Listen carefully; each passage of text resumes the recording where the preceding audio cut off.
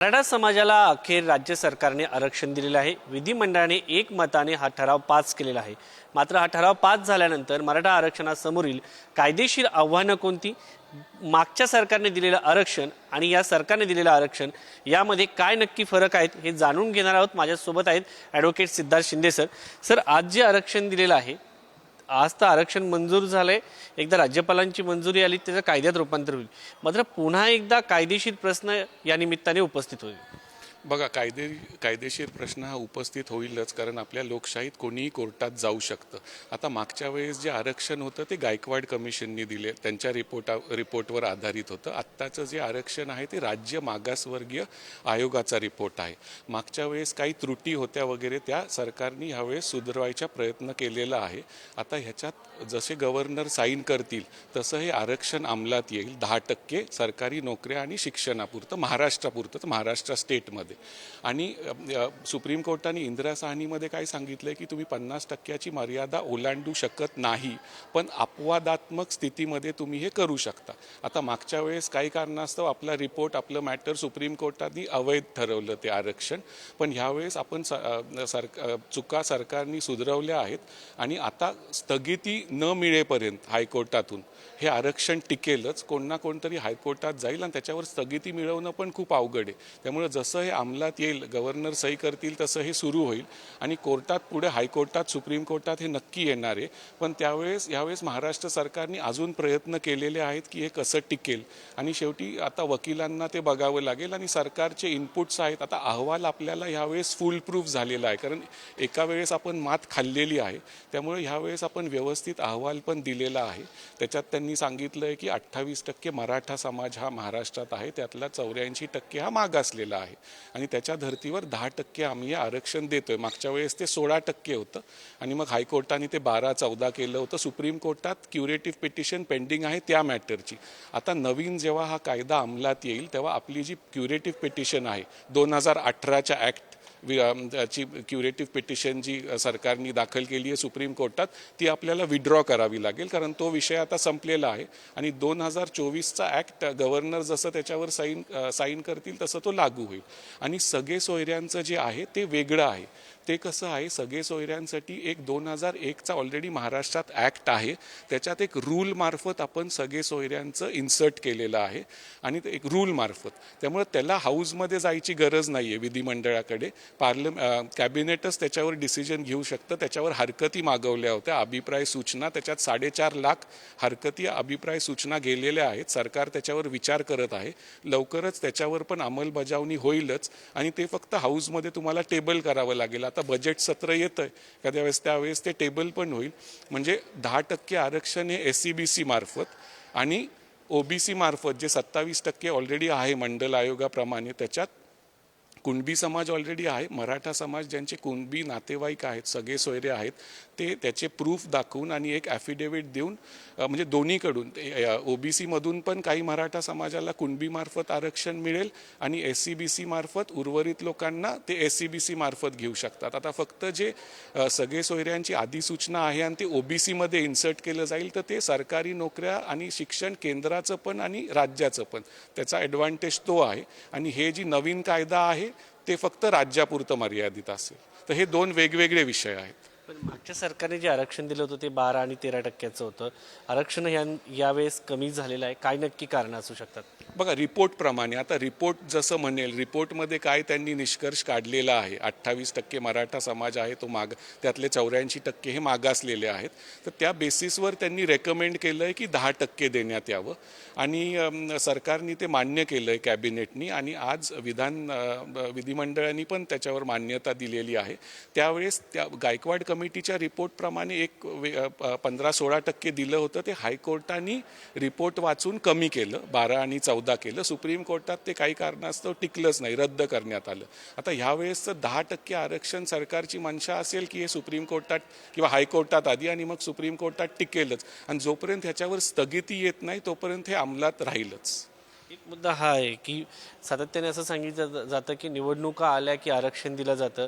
अधिसूचनेबाबत अद्यापपर्यंत सरकारकडनं थेट भूमिका घेतली गेलेली नाही आहे.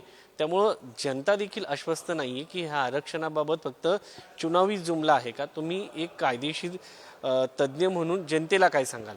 नाही, चुनावी जुमला आता कसं आहे, मागचं सरकार हे सरकार हे कंटिन्यूस असतं, पण कुठल्याही पक्षाचं असो ते सरकारच असतं. It is a continuous process. मागच्या वेळेस पण प्रयत्न झाला होता, यावेळेस पण प्रयत्न झालेला आहे. आणि सगळे सोयऱ्यांचं जर तुम्ही अधिसूचना बघितली तर त्याच्यावर तुम्हाला प्रोसेस फॉलो करावं लागेल, कारण त्याच्याविरुद्ध पण कोणतरी कोर्टात जाईल आणि मग कोर्टात तुम्हाला दाखवावं लागेल की आम्ही प्रोसेस फॉलो केलं आहे, अभिप्राय सूचना वगैरे हरकती मागवलेल्या आहेत आणि त्याच्यानंतर आम्ही ह्याची अंमलबजावणी करतो. तर त्याचं प्रोसेस हे करावं आता योगायोगाने हे निवडणुकीच्या वेळेस येतंय, ती एक योगायोगाची गोष्ट आहे आणि निवडणुकीच्या वेळेस येतंय त्यामुळं भरभक्कम आणि चांगलं आरक्षण मिळेल अशीच अपेक्षा आपण करू. कारण जे सरकार आरक्षण देतं त्यांना पुढेही निवडून यायचं आहे आणि त्यांना परत सत्तेत राहायचं आहे, तर ते आरक्षण ते टिकवतीलच. जरांगे पाटील पुन्हा एकदा ओबीसीवरती ठाम आहेत. उपोषण सुरू आहे. जीवाशी त्यांचं एक प्रकारे त्यांचा जीवाशीपर्यंत आलेला आहे. त्यांना तुम्ही कायदेतज्ञ म्हणून काय सल्ला द्याल? आता त्यांनी कसं आहे, आता SCBC मार्फत हे 10% आपल्याला नवीन कायद्याप्रमाणे मिळालेलं आहे आणि आता जे सगळे सोयऱ्यांची जरांगे पाटलांच्या प्रयत्नामुळंच ती अधिसूचना काढण्यात आली सगळे सोयऱ्यांची.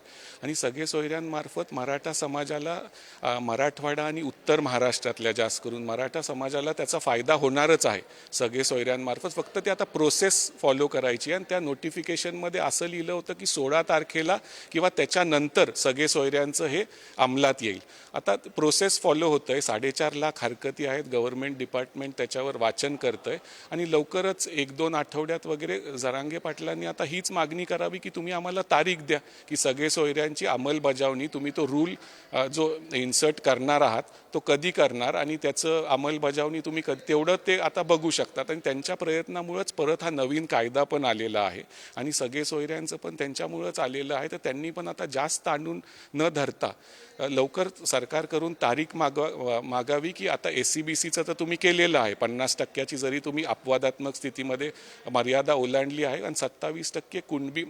तुम्हाला काय आहे, सरकारची कसोटी ह्याच्यात कसं आहे की त्यांना 27% OBC जे आरक्षण आहे त्याच्यात अजून मराठा समाज जोडला जाणार आहे कुणबी प्रमाणपत्रामुळं.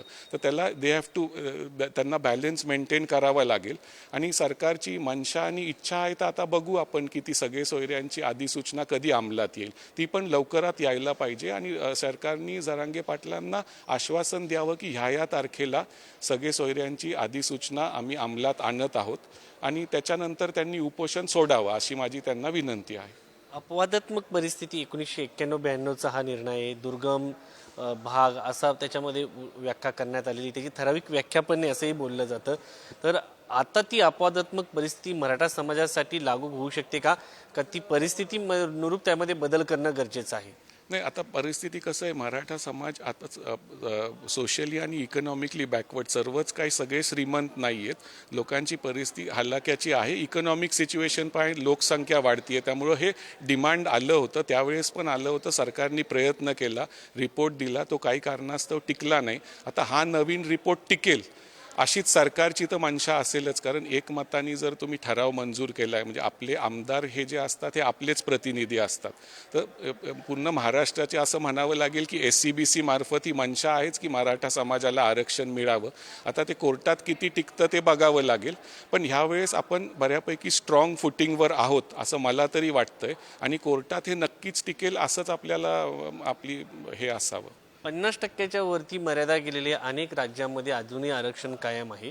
त्याच्यामध्ये अनेक साऊथच्या राज्यांचं उदाहरण दिलं जातं.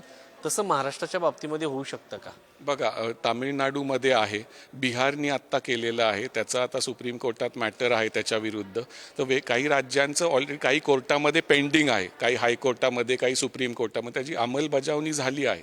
महाराष्ट्राचं काही कारणास्तव ते निकालात आलं 2-3 वर्षात, पण आता आपण बघू की ह्याला हायकोर्टात आधी जाईल, अजून टप्पे खूप आहेत त्याला, कोण ना कोणतरी कोर्टात जाईल. पण ती आता सरकारला ते कसं टिकवावं कोर्टात त्यांच्या वकिलांमार्फत, ते आता सरकारची जबाबदारी आहे.